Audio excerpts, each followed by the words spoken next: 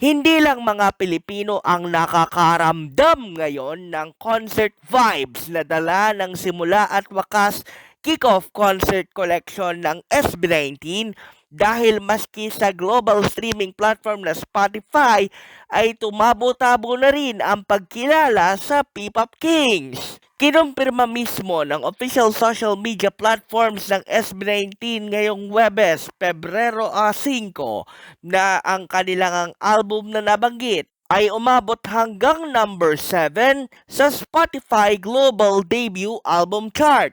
Nasakop ang mga petsa mula Enero 20 hanggang Pebrero 1. Hindi biro ang Spotify Global Debut Album Charts dahil dapat lamang na mag-qualify dyan ay ang mga bagong release na mga album ng iba't ibang artista na wala pang isang linggo ang petsa. Halimbawa na nga riyan ang simula at wakas live kick-off concert collection ng P-Pop Kings na inilabas lamang noong Enero 30. Kaya counted pa rin ito sa chart ranking mula Enero 20 hanggang Pebrero 1. Mantakin nyo po mga kamabuhay, ang mga kalaban pa sa charts na yan ay mga American, French at Italian hip-hop artists pa.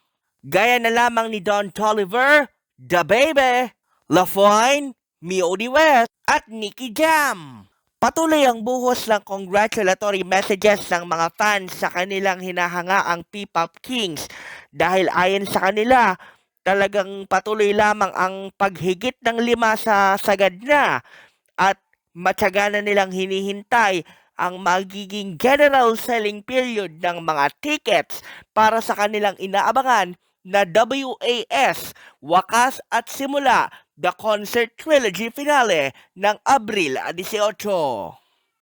Kung atin din pong mababalikan mga kamabuhay, nito lamang weekend ay nag-number 2 sa worldwide iTunes chart ang Simula at Wakas Kickoff Concert Collection ng SB19, habang nag-number 1 naman ito domestically sa Estados Unidos at natalo pa nga nila ang soundtrack album ng K-pop Demon Hunters musical film sa Netflix na pinagbibidahan nga ng kantang Golden ng trio na Huntrix. Yan ang totoong balita mula sa Mabuhay Radio Japan Worldwide. Sa bawat oras, bawat himig, nananatili kaming walang takot, walang pinapaboran. Ito ang Sanbat sa Patrol number 2, Stephen Saraspe Perez. Nag-uulat sa larangan ng SB19 dito sa ating Batangas Bureau.